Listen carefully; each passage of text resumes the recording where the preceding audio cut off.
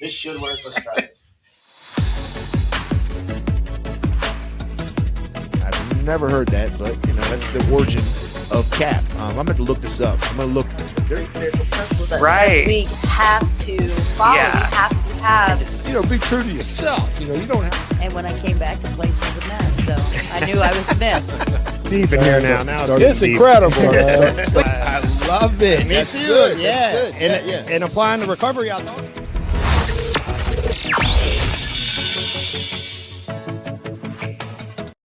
What's up, everybody out there on planet Earth? It's your favorite recovery marshal back from Recovery Central, 2300 Dumbarton Road, Henrico, Virginia, the McShin Foundation. Dude, I'm super hyped. The Red Bull, it really gives you wings, but I'm on Monster, so I'm a little jittery today. And I always get super hyped when we got special guests, dude. And we got very special guests today. Now, I will not obloviate all day.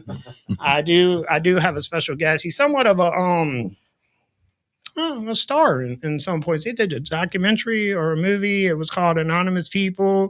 As soon as we heard that you were coming, my direct supervisor, Cricket, he was like, everybody has to watch this movie, right? If you haven't seen it, so numbers might be going on whatever streaming that's, boost those up.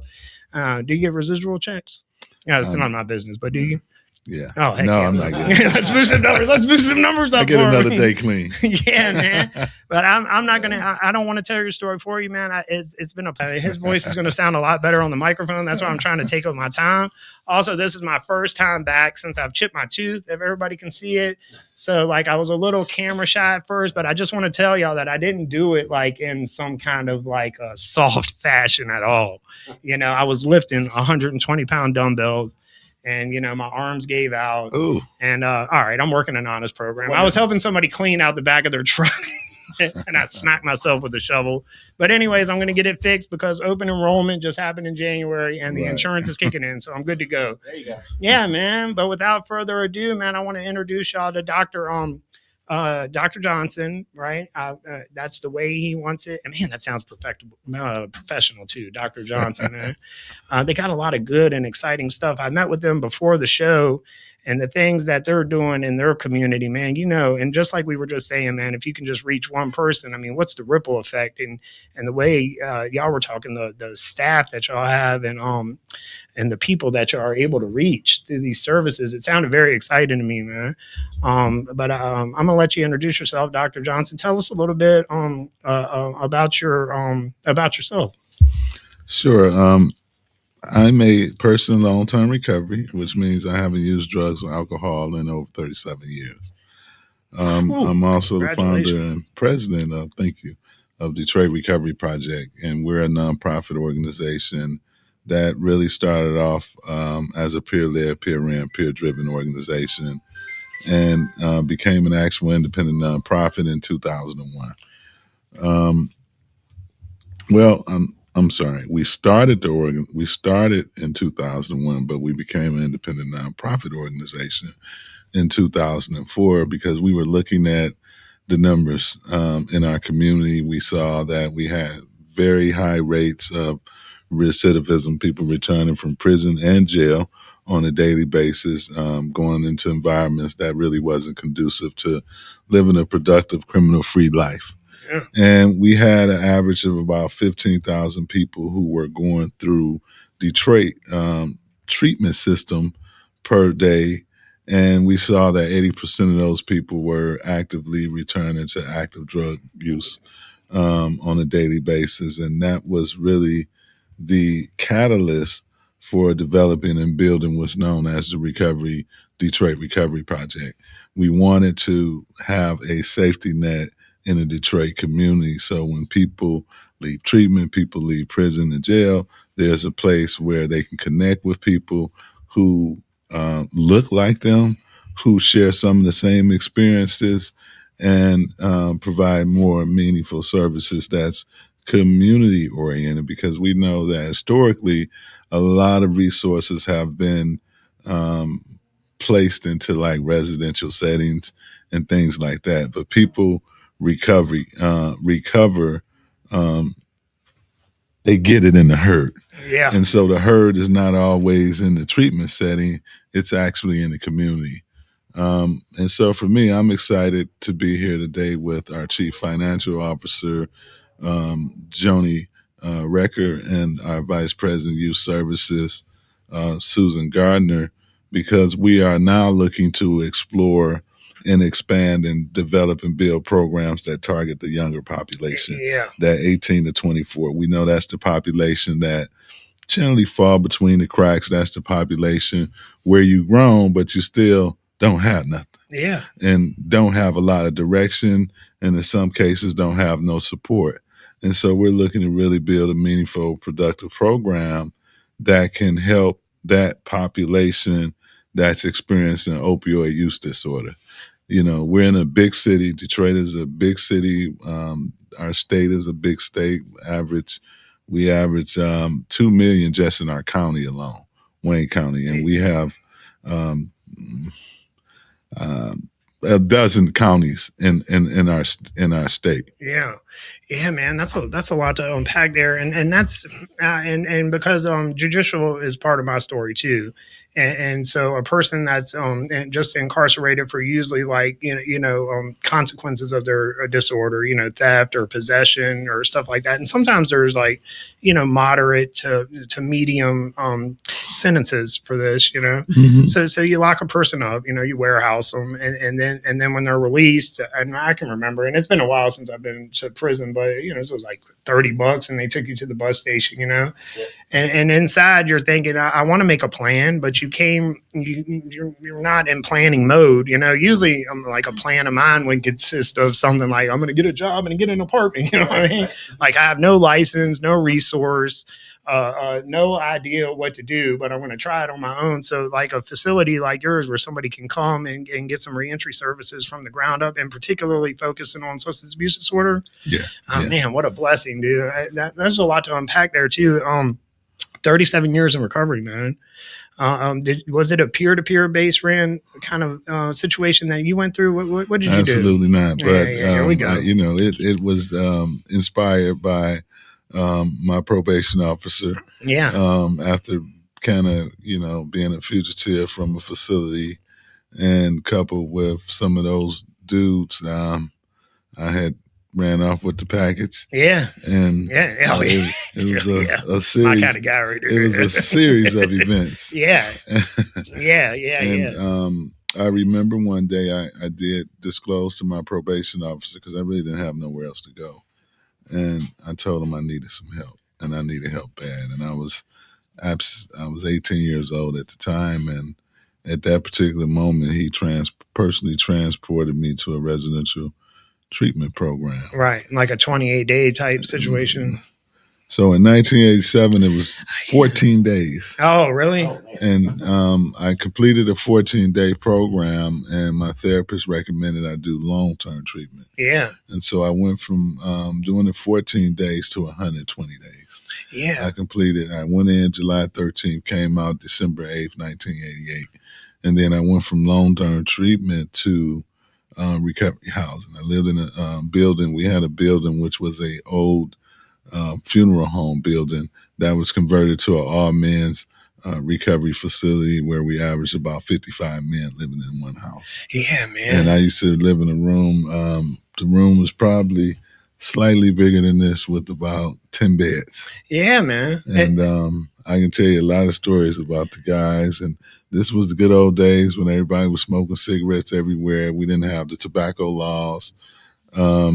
But we also had this brotherhood where we all were kind of part of the struggle and looking to become productive members of society. Yeah. And so we all were immersed in 12-step programs.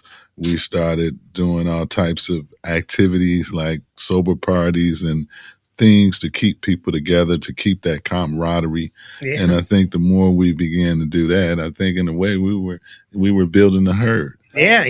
And when you build a herd, we call it sticking with the bunch. Yeah. If you stick with a bunch of bananas, you're gonna stay healthy. Yeah, but when you peel it, then you're gonna slip and fall. Right? Yeah. So, It's the same analogy. Yeah. Jesse puts it like this: you stick in the herd because yeah. in the herd you're safe, and then if you're straggling out there by yourself, you could get ate like by a lion or something. That's what happens. Yeah, I like that, man. And I've been to some places kind of like that before, but I mean.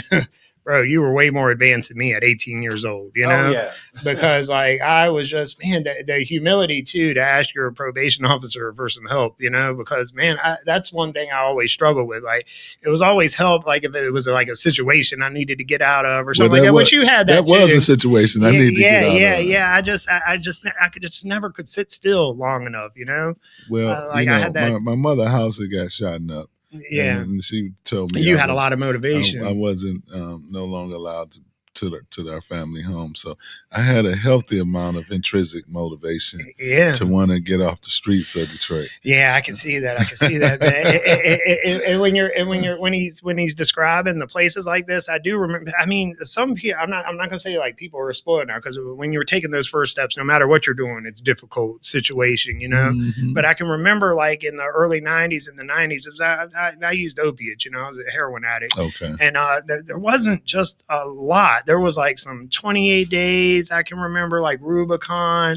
But mainly what they had for you was like kind of like like the methadone clinic or something like that. Yeah, that was big. And then there probably was more options, but it just didn't. And 12 steps wasn't even on my radar. Maybe I heard Alcoholics Anonymous or something like that before, but it seemed like maybe it might have been my lack of research too. But a probation officer. They're very helpful now too. I talked to some probation officers, and lucky you had one that wanted to help you out. Hey, get you to attach to something, man. What a blessing. I remember them as the enemy. Like I would have never thought to say, "Hey, man, can you help me out?" And I just thought they were trying to lock me up. That's the way. As a matter of fact, I had a judge tell me that one day it was in the '90s, and there wasn't a lot of options, and I was in there just probably looking pitiful as hell, and I was standing in front of him just thinking, "Please don't lock me up because I'm gonna be dying back there in the jail." And I was trying to think of it, and he looked at me in my eyes, and he was like, "You know what, man? I have sympathy for you." But sometimes I find that a person will 100% get clean in the back of that jail. And I was like, oh, good. That didn't work out the way I wanted to. No. It's a rough kick in there, man. But 37 years, man, congratulations. You probably just got so much experience, strength, and hope. Are you still attached to 12-step? Yeah, absolutely. In fact, we promote quite a bit around this time of the year. I really appreciate when you talked about Thanksgiving, Christmas, and New Year's, because in Detroit, we call it the Big Three. Yeah, man. Christmas, Thanksgiving, Christmas, and New Year's. So we generally have programs and activities that we promote on the holidays itself. Man. So with parties and activities, and really want to be there for the community, because we know sometimes the holiday can be difficult for people, particularly, it's a time for families to come together. And there's been a lot of family alienation and a lot of family pain. Yeah. And I think it's a lot of family healing that needs to occur once recovery starts to kick in for people. And so that's why it's important that we continue to build and develop programs for people who may not have the family to go to, but they got an extended family. Yeah. And we call our recovering folks extended family. We do too. I'm actively involved in 12-step NA meetings, and as well as AA meetings. It's something that's been a critical part of my life and my upbringing. And so, yes, I'm definitely involved. I don't think I have the answer to it all. Yeah, exactly. Me neither. I know the more that I find out about myself, sometimes it's like the more I don't know, the more I don't know about life and spirituality and just anything. And that's a good place to be at right there too. Like maybe I don't always know. You remain teachable, right? Yeah, teachable, remain, humble, have some humility. Yeah, that's right, man. Because when you lose that, you lose the opportunity to grow and learn. Yeah, a case of the I know it. I love when I hear somebody just finish a 28-day program. Yeah, they're good to go. I know it. I know. I'm cured. 28-day wonders. Yeah, man. Yeah. And the holidays, I was thinking of, because there's so many things that are attached to that now with all the things that you just explained too. And then I heard there's like seasonal depression. Have you ever noticed this? Like the changing of the seasons is kind of like, as particularly this one is a reoccurrent season. I see it sometimes at the beginning of summertime too, right? It's kind of a strange thing. It's like the numbers hype up there. So we're always checking in with our participants extra around this time, and we're extended family too. I love to hear that because that's kind of what it is, and that's what I think like makes McShin a little different than I'm not bad talking any other. It's kind of like that, an extended family, man. Sure. There's going to be a place to go on Christmas. There's going to be a place to go here on Thanksgiving. I enjoy spending the holidays with the guys.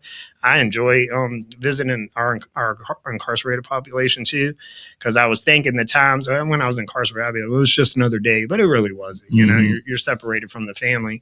So I loved y'all's vision on that too, man. And what you were talking about with the like-minded individuals in your early recovery, it's kind of like the basis of peer-to-peer recovery support, right? And so you were kind of getting into that, and so at that time there was nothing peer-to-peer ran in y'all's area, right? No. And so in the Detroit Recovery Project. I get it. By the end of the thing, I'll You got it. I'll put it on the Detroit Recovery Project. Y'all have a peer-to-peer based model there also, right? Yes. But also with all the other resources connected that you talked about, the therapists and I love that because it's like a total approach. I call it like the holistic approach. Like it's everything. Well, it is the whole. That's what we call it. Yeah. You spot on. Oh man, sometimes I know what I'm talking about. You've been reading our book called The Recovery Ecosystem, a holistic approach. Oh yeah, that's it, man. And that's so we started off 100% peer-led, peer-ran, peer-driven, but as we evolved and grown, we realized a couple things. One is we wanted to have an organization that's sustainable. Yeah. Two is we wanted to have an organization where we can provide all the services up under one umbrella. Yeah. In the beginning, we used to do a lot of outsourcing and referral. But now we are able to refer in-house. Yeah, do everything in-house. And within keeping it in-house, it keeps us more. It helps us to keep track on working with the people that need the help. Yeah. Whether it's somebody who may need a psychiatrist and need some support with medication for mental illness, or whether somebody who is on Suboxone and needs, recovery support from a recovery peer, or vice versa. And so we have a kind of one-stop shop where it's a more integrated approach because, they say stay clean is important, it's good, but we also have to focus on health and wellness. And so that's why, we were able to find resources to have a primary care physician, to have a nurse practitioner, to have psychiatrists. So now we're able to, because, people stop using drugs, then they start picking up other habits. Yeah. And the habits we've seen that's most prone is generally food. Yeah. Is generally sex. It's gambling. Yeah. And shopping. Yeah. And unmanageability. And so, and we have 3 casinos in Detroit. So all the vices are there. Yeah. All the trappings are there. We have fast food restaurants. Some people call Detroit a food desert, fast food. And so now you got to be mindful of high cholesterol, high diabetes, high blood pressure, some of those other illnesses that can take you out. And so that's why integration of health, physical health, primary care is important. We know that substance use disorder and mental health are both considered behavioral health issues. Yeah. And so if we can marry the two, then we can start promoting and helping to have more healthy drug-free people in our community. Attack this thing from all angles, man. We got to. And it is true. First of all, recovery, I love it. The way it's approached now and the way you're approaching it, person-driven, also like, because it's not a one-size-fits-all, right? Absolutely. Recovery. Some people need more, some people need less. Yes. And just like what you were talking about, like it can't always be like a 12-step type thing, because you're not going to 12-step your way like out of a hormonal balance or like, Right. but also like, you're right. The disease or the disorder of substance abuse disorder, it's going to manifest in other areas of your life, right? And to bring awareness. So you're bringing people awareness, because some people think it is just quitting the drugs, right? But I mean, throughout, I'll just talk personally for myself. I wasn't treating myself the best, and I didn't know how to treat myself the best. All this stuff is like an augmentation and an evolution through my recovery, where I start buttoning up and shoring up different areas of my life. Okay. Some of this stuff has been through trial and error, like the health stuff you're talking about, or other mental health things. And I love that y'all can approach that all under the umbrella of one building. You can catch it and bring awareness quick. Something that I always think about, Dr. Johnson, is you don't know the battle you're in unless you know the enemy you're fighting, So any awareness that can be brought to self-growth and self-help, and that y'all are doing that in a one-stop shop. One-stop shop. One-stop shop, baby. I love it, man. Yeah, man, that's great. What a blessing to your participants, I love that approach. And this is what I was going to ask you too. And so, is there like a time limit on your program? Do y'all have like a housing component in the form of like sober living and stuff like that? Yeah, we're pretty. So like we don't have a time limit on our housing. Yeah. So we have one house where one guy's been there 3 years, one guy's been there 4 years, and it's a 3-bedroom home with 3 men per home in our 3 different homes. That's nice, bro. And so they got room. Wow. And it's a 3-level home. Yeah, tri-level. Tri-level. Yeah. So I love those houses. What we've learned is that the more comfortable people are, the more it's going to be able to help build their foundation. Yeah. Because I think, we've learned from other people where like you got some homes where it may be a 3-bedroom home and they have 15 people in the house with 1 bathroom. Yeah. That's going to create a problem. Yeah. So we believe in keeping our homes comfortable, keeping people comfortable, and it gives them an opportunity to kind of navigate doing their early recovery process fairly easy without the stress of, being in an environment that you don't want to be in. We want to develop and build environments where people want to be in because it's going to increase their chances of staying in long-term recovery.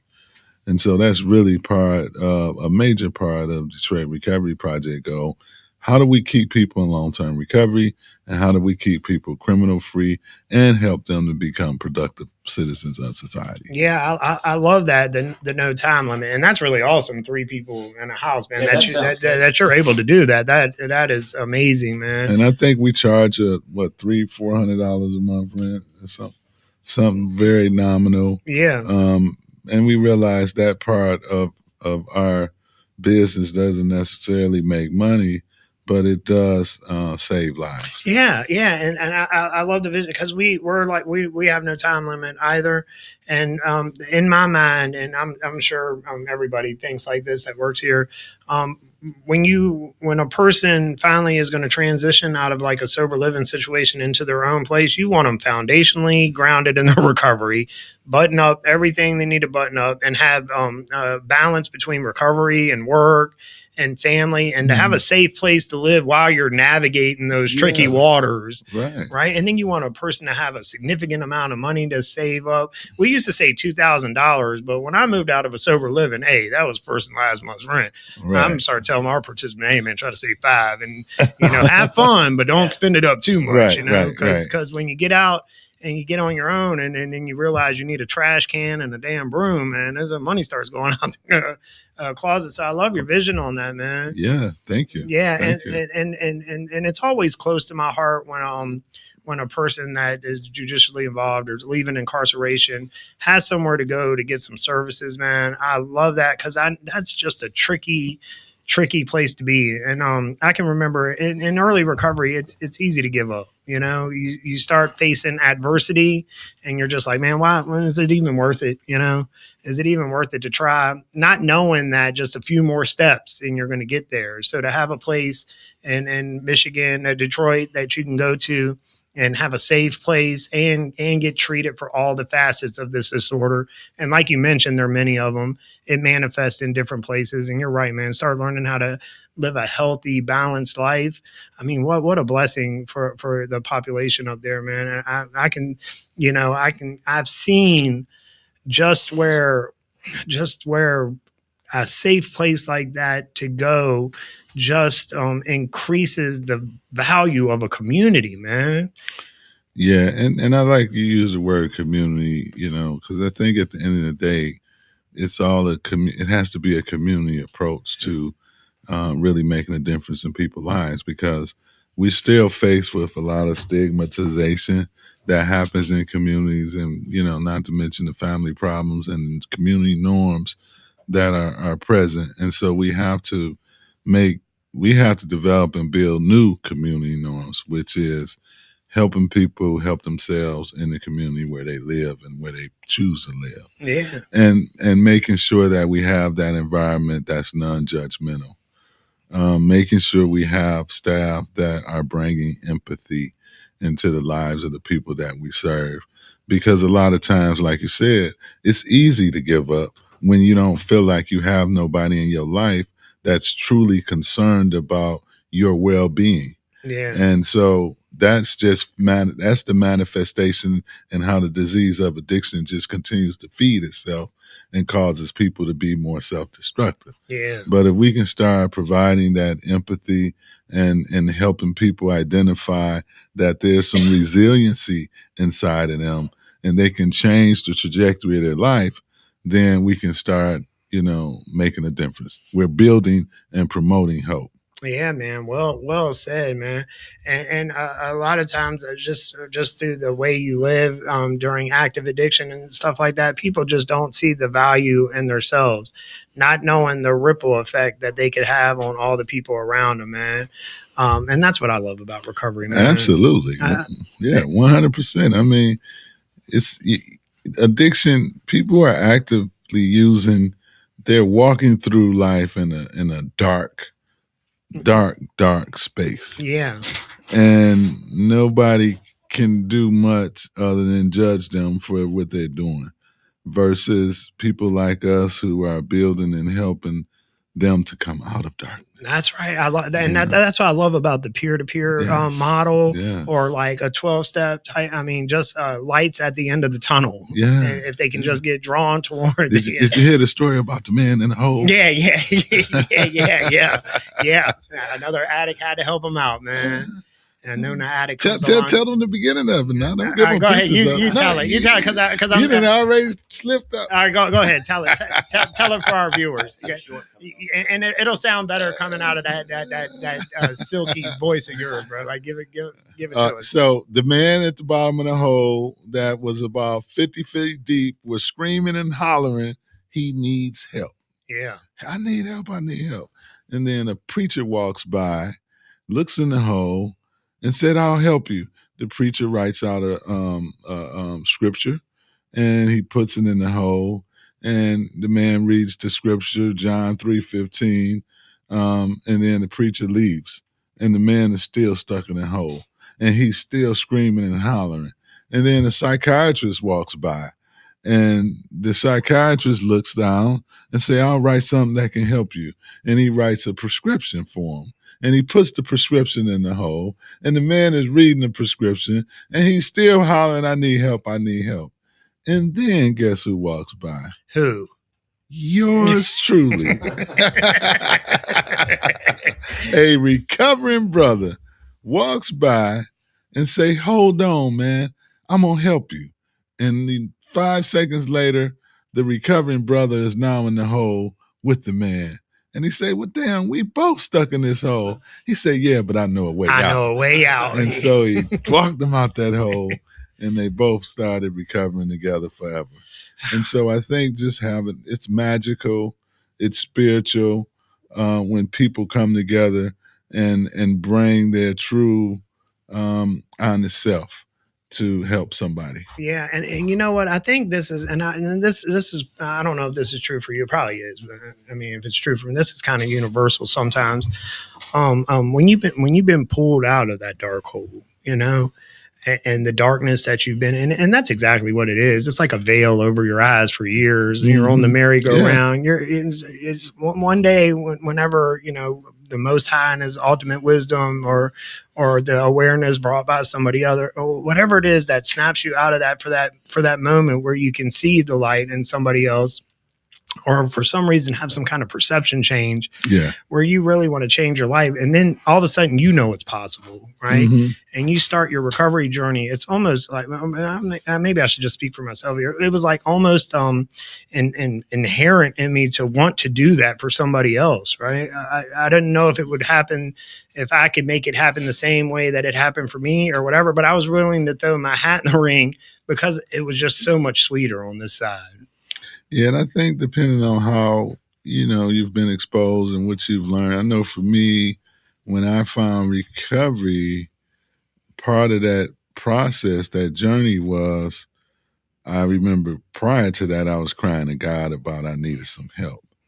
And so when I found myself receiving the help that I needed, I also found myself making a contract with God, which was, I want to do something to help others out of darkness. Yeah, man. And I want to commit my life to being able to do that, because so many people don't get the help. And I think, you know, peers and people like us, we can give people a little more hope. And if we can do that, we can keep the cycle of recovery life live and living. You know what man. I mean? Yeah. Oh man, we are, man, that's a true statement. We are more alike than we are different, man. Cause similarly, that's exactly what happened. It just, man, that's awesome, man. Yeah. Bottom is a bottom, and the bottom doesn't have no age, no size, no weight. Yeah. It's a emotional bottom.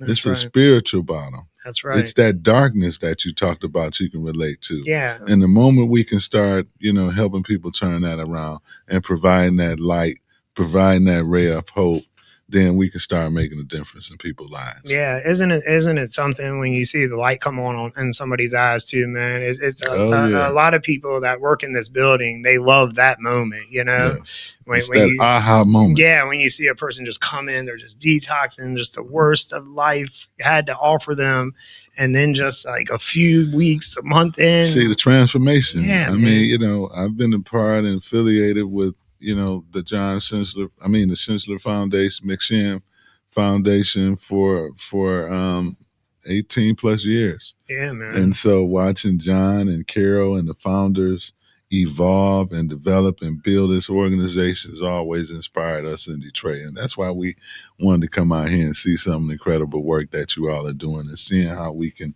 perhaps replicate some of it back home to make a difference. And you all are always invited to come and see us as well. I know, I'd like to come because it's something.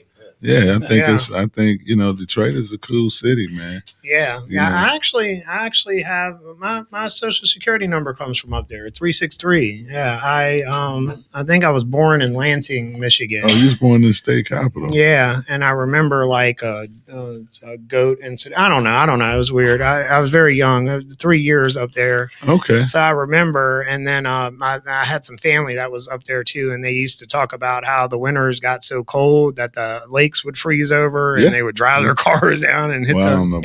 I don't know. They were country as well. But it's dangerous. I mean, you know, they might be ice skating. Well, they were probably lying to me about that. Oh, it's cold. Yeah. It's cold. This is not the place to play with. And I am a Wolverines fan too, man. That's good. You a Wolverines fan? Absolutely. Yeah. And that was a bad weekend, rivalry weekend for us, but whatever.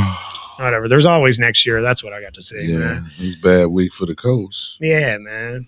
Oh, yeah. I seen that too. Yeah. Heck yeah, man. But there's always another try. Well, man, this has been like awesome, man. I don't want to hold y'all up too much longer. Well, I like to end the podcast like this though, and because we are gonna this podcast okay. is gonna make. Actually, I like to put it like this. Yes. Well, actually, the way that archaeologists like dig up dinosaurs. Sure. Yeah. So one day when we're dead and gone and the world has, progressed on to the Jetsons, which we're close to there now, Getting there. there will be an archaeologist Mhm. digging this up, somewhere and replaying this. But more than that, this content is going to make its way slowly to the jails and prisons, not because of us. We're going to push it on them, but it takes them a while to get it out, but it won't be that long. Okay. And there's going to be somebody sitting on the end of their bunk, or there could be somebody in a motel room or still out there in Sure. the madness or whatever. Do you have any words of hope for an individual? Words of inspiration, anything that Absolutely. you would like to give anybody that might dig this up? Absolutely. And I would say 3 things that I want you to remember. Don't give up, don't give in, and don't give out. Yeah, man. And then I'll give you 2 rules I want you to remember. Yeah, give me 2 rules, man. I like rules. Rule number 1. Are you listening? I'm hearing you. Don't use no drugs or alcohol no matter what. Yeah, And rule number 2, don't forget rule number 1. that's right. Don't forget it. And it'll be all right. Everything else sorts itself out. Yeah, I Yeah. could have said it better myself, man. So if you're in the Michigan area and you're looking for some services, You can call Detroit Recovery Project. That's 313-365-3100. Detroit Recovery Project, 313-365-3100. And we also have the Recovery Ecosystem Podcast. And we have a website, recovery4detroit.com, recovery4detroit.com. what's the name of the podcast? Recovery Ecosystem Podcast. That's awesome. Recovery Podcast? Recovery Ecosystem Podcast. I know, but it's man, y'all's production is probably Yeah. a lot better. Is it good? It's hot. It is? Yeah, it's hot. Oh, man, dude. Maybe we can go up there and be in that But podcast. Yeah. Can you show us how it's done? I mean, I'll be glad to. But I like our little humble abode. I man. love it. It's This is- beautiful. We're like the punk rock of recovery I podcast. don't know. Like we both have our own different flavors. Yeah. But the In the Herd is hot too. Yeah, you think so? It's hot. Yeah, you got that. Like you might can go syndicate with that voice. You think? Yeah. The high voice? Yes. There's enough deep. There's enough of y'all deep voice Well, we can out there. we can tag team. 'em. Heck yeah, man. Yeah, I'm in, man. Yeah, I appreciate that, man. We do all right sometimes. You did No good. ego. Oh, I yeah. mean, I did wet my hair before the podcast back there just to make Is sure that I why was it's presentable. slick? Yeah, well, I put some Moroccan hair oil in there too. I go Moroccan hair Oh, that's oil. good. Yeah. I go to Sephora. Oh yeah. I'm stepping my game up here and Just there. on Wednesdays. Yeah, just on Wednesdays. I Yes. like moisturizers and stuff. Man, this has been great, Dr. Johnson, man. Thank you. Y'all for stopping by. Thank y'all for coming through. We're going to put that phone number up, probably on a ticker tape. Okay. So yeah, we got you. Thank Promote you. the podcast. What streaming are y'all on Recovery Eco? We're on a series of it's fairly new. Yeah. Okay. You need any but- tips? No, my phone number is always open. I may need that. Humbly. But we have somebody who's pushing it on all the streams, so it's supposed to be on. It's on YouTube right now. Oh, nice.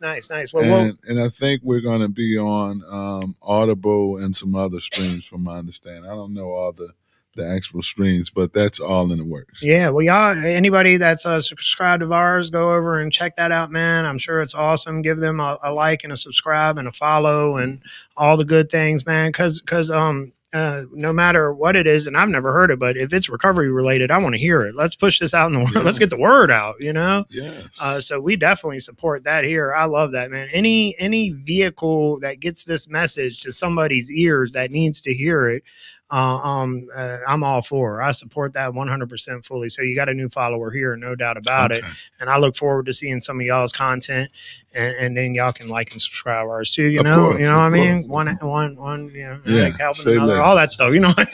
Say less. Yeah. Well, we appreciate you, man. This was Yeah. awesome, man. His words of wisdom Mhm. was perfect, and I couldn't have said it better myself, man. Just don't put that one in you. If you're already started and you're getting through the holidays, man, don't use no matter what.